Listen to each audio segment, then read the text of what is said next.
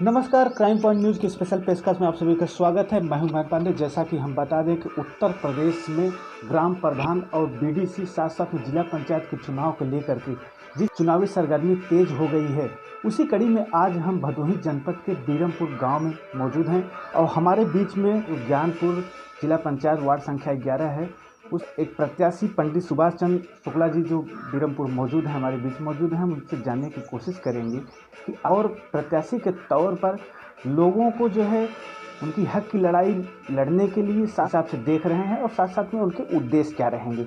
Sir, क्या कहेंगे जो अभी फिलहाल इस समय जो है चुनावी बिगुल बच चुका है और ऐसे में आपके नाम लेकर सरगर्मी तेज है कि आप भी जो है जिला पंचायत चुनाव लड़ने के लिए, तो सर क्या कहेंगे? हम तो इसलिए चुनाव मैदान में हैं कि मैं तो राजनैतिक आदमी हूँ और मैं सन 91 से राजनीति कर रहा हूँ और ये कोई मेरा बिजनेस तो नहीं है राजनीति, लेकिन ये शौक़ है मेरा और मेरा सारा जीवन राजनीति में ही गया।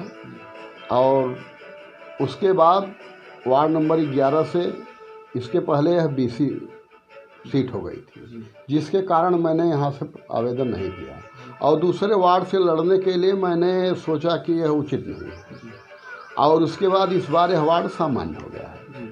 तो हम इस उद्देश्य से चुनाव लड़ रहे हैं कि जिले के विकास के लिए, अपने वार्ड के विकास के लिए, और विकास की कोई सीढ़ी अंतिम नहीं होती। विकास तो तब तक चलता रहता है जब तक विकास आप करते रहेंगे।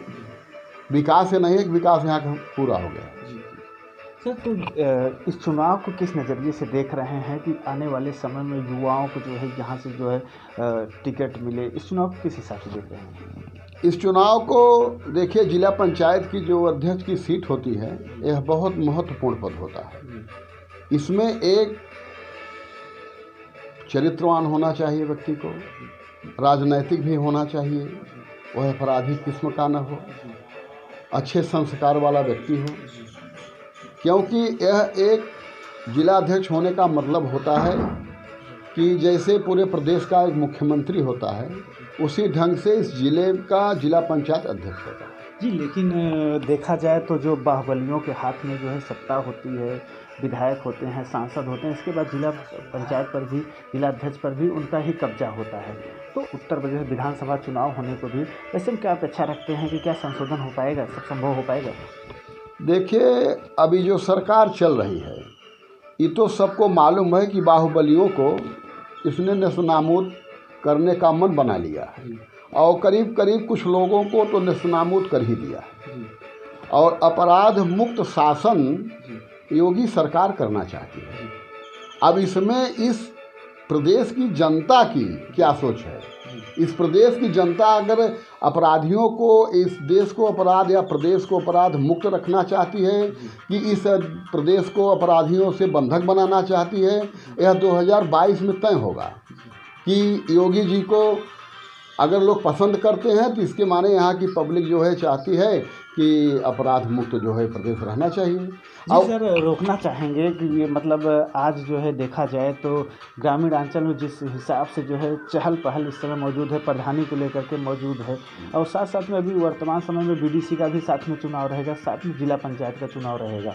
तो ऐसे में जो है ज़्यादातर लोग अब प्रधानी के चुनाव में देख रहे हैं कि उसमें फंड ज़्यादा आता है, विकास निधि ज़्यादा मंजूर होती है, जिससे क्षेत्र का विकास, गांव का विकास संभव हो पाता है। तो ऐसे में जिला पंचायत चुनाव लड़ने का मन कहाँ से सर बना? देखिए, जिला पंचायत तो हम इसलिए लड़ रहे हैं कि जिला पंचायत का चुनाव लड़ेंगे तो जिला पंचायत के अध्यक्ष के हैसियत से तो मैं चुनाव नहीं लड़ रहा हूँ कि मैं जिला पंचायत अध्यक्ष बन जाऊँगा।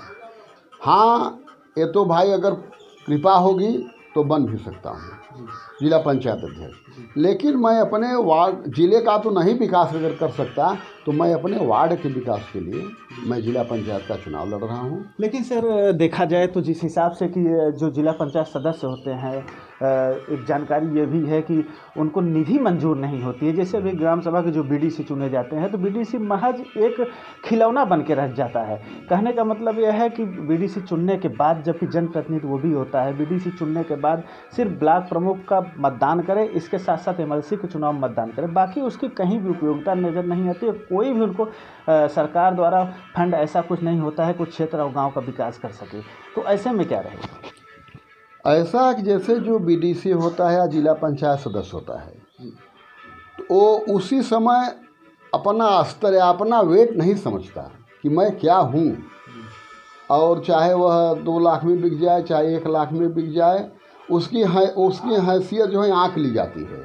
अगर चुनाव के समय चाहे वह बीडीसी हो चाहे जिला पंचायत सदस्य हो, अगर वो पैसा नहीं लेता है तो उसका स्तर एक वेट बना रहता है। और जिला पंचायत अध्यक्ष चुनने में एक पैसा लेना भी नहीं चाहिए। जब जिला पंचायत अध्यक्ष को बनाने में आप पैसा ले रहे हैं तो अध्यक्ष, अब आप समझ लीजिए कि आप स्वयं चोर चुन रहे हैं। पहले आप इनकार करिए कि नहीं, हमको पैसा नहीं चाहिए, हमको विकास चाहिए। तो जो फंड आता है सरकार का, मान लीजिए वो अध्यक्ष बनने में आधा फंड तो आपके पीछे ही खर्च कर दिया, तो उससे उम्मीद आप क्या लगाए हैं?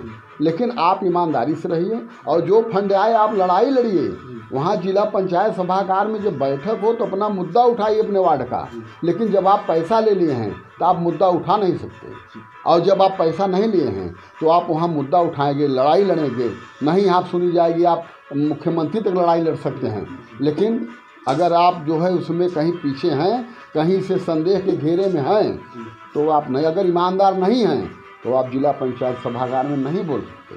सपोज करिए सर, क्षेत्र की जनता ने आप पर विश्वास जताया और इसके साथ साथ आप जिला पंचायत चुन के आए, तो ऐसे में जो निधि वगैरह मंजूर हो, कहाँ पर खर्च करना चाहेंगे सर? हम देखिए, जो ज़िले की निधि होती है, हम उनसे, जो अध्यक्ष बनेगा, हम उनसे आग्रह करेंगे कि हमारे वार्ड में, जितना गांव हमारे वार्ड में पड़ता है, हमारे गांव में जो भी विकास न हुआ हो और जिस गांव में, उस गांव का पूरा विकास हो। और विकास की कड़ी में हमें चाहेंगे कि, और विकास तो करीब करीब आप मान लीजिए कि अब सड़क, खड़ंजा, नाली और ये सब की व्यवस्था होती है, पेयजल की, ये अक्सर तो कुछ हो गई है, क्योंकि हम लोग राजनीतिक थे, कहीं न कहीं से इसकी व्यवस्था हम लोग गांव में या अगल बगल क्षेत्र में किए हैं।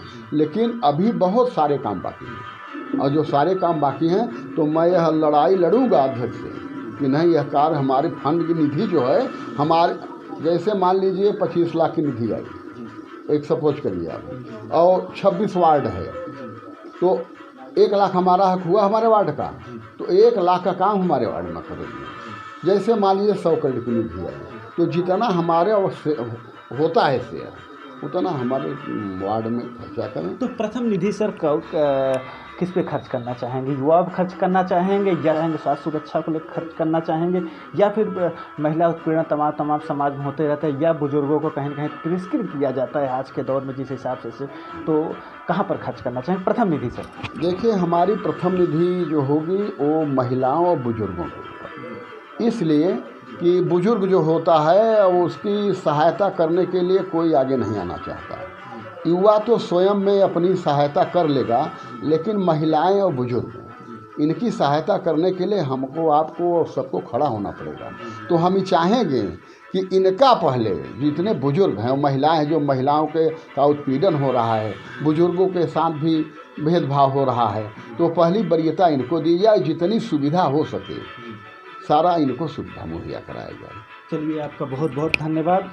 ये थे हमारे बीच में ज्ञानपुर वार्ड क्रमांक 11 के जो प्रत्याशी पंडित सुभाष चंद्र शुक्ला जी, जो बीरमपुर के मूल निवासी हैं। 2021 का जो अभी चुनाव होने वाला है, उसमें कहीं न कहीं प्रत्याशी के रूप में, जिला पंचायत सदस्य प्रत्याशी के रूप में नजर आएंगे। तो हम फिर मिलेंगे, दीजिए इजाज़त, एक नए शख्स, नए दिन के साथ। कैमरा पर्सन दिनेश के साथ महेंद्र पांडे, भदोही, उत्तर प्रदेश।